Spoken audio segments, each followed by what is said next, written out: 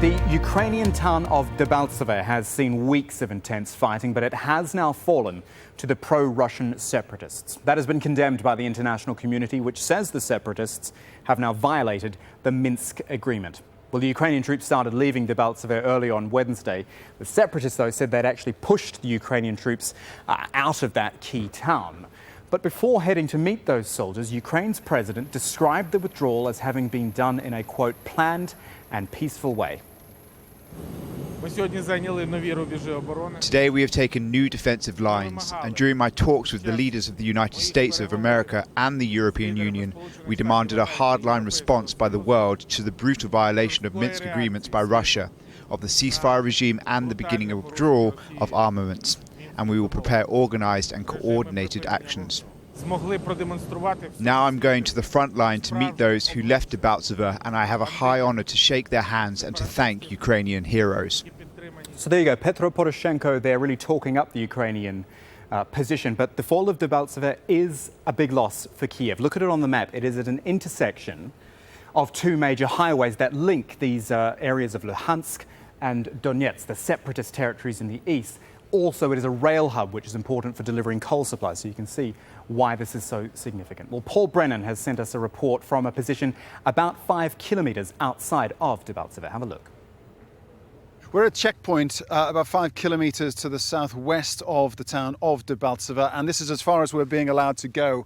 The soldiers here are perfectly friendly towards us, but they're not allowing us beyond this point. The reason why, they say, is because there are Ukrainian forces in villages, small villages between here and Debaltsevo, still defending their positions even now. That said, the main fighting appears to have finished. We've been here for several hours now, and when we first arrived, there was a significant artillery and tank barrage underway. We saw tanks firing shells in the general direction of the Ukrainian positions in that way. And still here, we've got tanks and various armour, 2 tanks in the tree line over there, armour here on a full state of alert.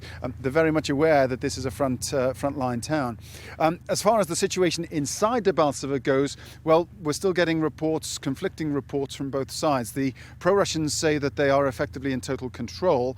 What the Ukrainian president has said, backed up by his defense spokesman, is that around 80% of the Ukrainian forces who are holding Debaltsevo have now withdrawn, and that the rest of the troops who are still there are in the process of withdrawing. It's a bloody nose, frankly, for the Ukrainian military. Not good news for them. Debaltsevo was an important strategic hub that they desperately wanted to keep hold of, but in the weight of numbers that they have ranged against them and the armour that we have seen that's been firing into the town, frankly, the defence of that town was just not tenable anymore.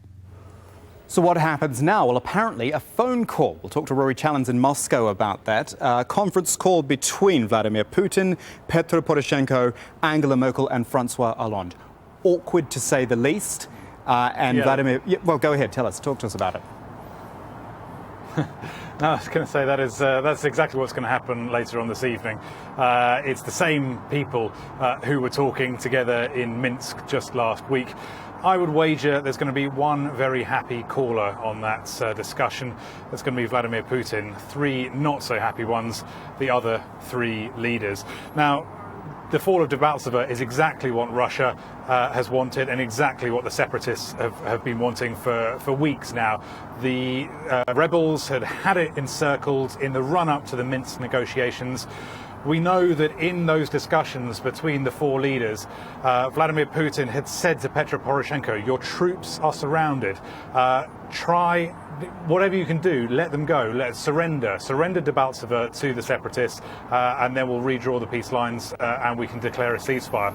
Petro Poroshenko's response was to say that's not the case. My troops are fine. There is no kettle, no cauldron at Debaltsevo. Now, from what we've seen today, Petro Poroshenko was either trying to bluff his way out of that, or he was severely mistaken, because what we have now is a situation where the rebels have taken one of their key strategic goals, and the Ukrainians, particularly Petro Poroshenko, is looking at quite a humiliating loss.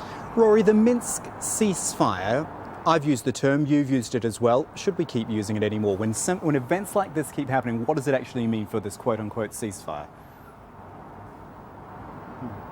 Well, that is a big question because it all depends on whether the rebels are going to be satisfied with Debaltsevo. They have said that they have started to pull their heavy artillery back in accordance with the Minsk agreement in quieter areas of the front line.